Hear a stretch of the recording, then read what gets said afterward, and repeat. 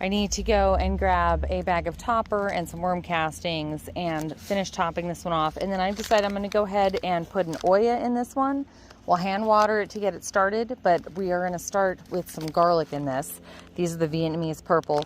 So we can go ahead and plant some garlic in this one. I have not decided yet if I'm going to do garlic in a few. I might. I also want to do them with some mustards and some lettuce because garlic is really good at repelling pests off your greens. So we will get this started, and then yeah, I'll just see what I do with each of these as I go and draw another map.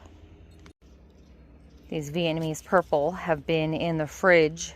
Our temperatures here in Vegas, you can absolutely grow garlic without vernalizing, but I have much better luck.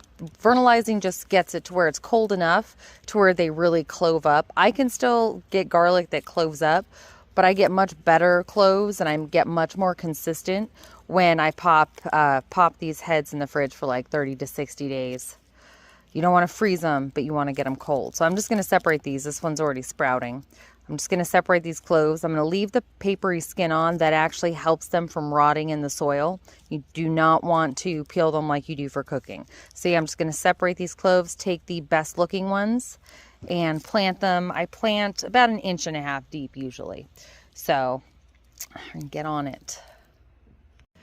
Okay, on some of these, I had 3 cloves of the Vietnamese purple. One was perfect. The cloves came off perfect. They're already sprouting. They're still all covered with their skin. On a few of these, the skin came off, but I'm going to go ahead and plant them anyway. They are sprouting.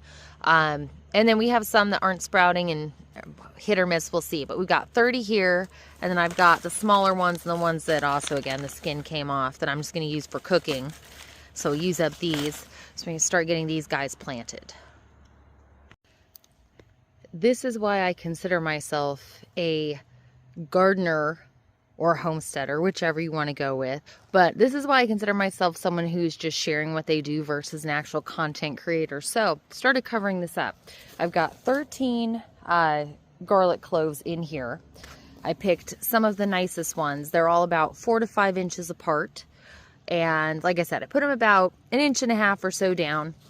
You put it with the pointy side, or I guess, yeah, pointy side coming up, because that's where the shoot comes out of. But I'm going to go ahead, cover this up, water these in, cover them with straw, and then I'm just going to stay on top of the Oyas this time. I need to get better with that.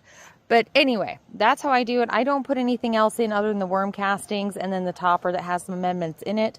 A lot of people do different kinds of amendments. I've never had luck. My best luck comes from just being basic and just using things like worm castings.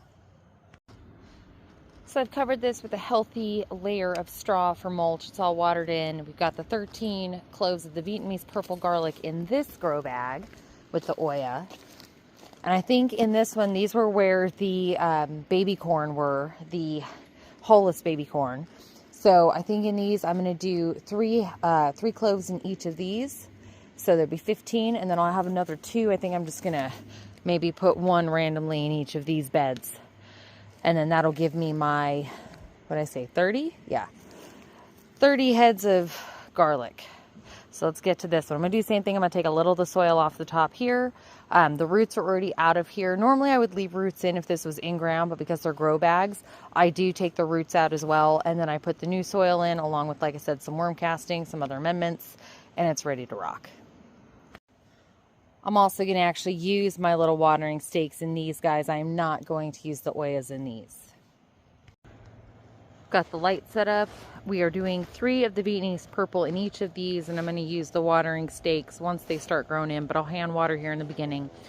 This one's already done. I've just got 3 placed a few inches apart from each other. It depends on the variety. With Vietnamese purple, I can usually get away with about 4 inches apart. Other ones I like to space 6 inches apart. These are all ready. They're already sitting on some soil with some worm castings, and now I'm just going to cover them by 2 inches and be done.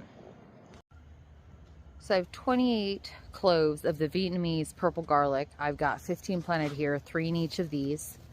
And then over here, I've got 13 planted in this one. We've got the Oya in the middle. We'll hand water until the Oya picks up. Basically, you keep watering it manually yourself. You can use auto water and then shut it off later, but it's just as easy for me just to water. But basically what you do with the Oya is you're just going to keep everything watered until it develops roots that can be watered by the Oya. So it's pretty cool when you switch over, like when I pull these out, you could just see like roots attached to it and also just roots all around it. So this is, yeah, Vietnamese purple in the Asian garden, 28 cloves. So excited. And then we got a whole bunch of cloves to use in dinner, which I need to go in and make now. And it's actually garlic shrimp, so that's kind of funny.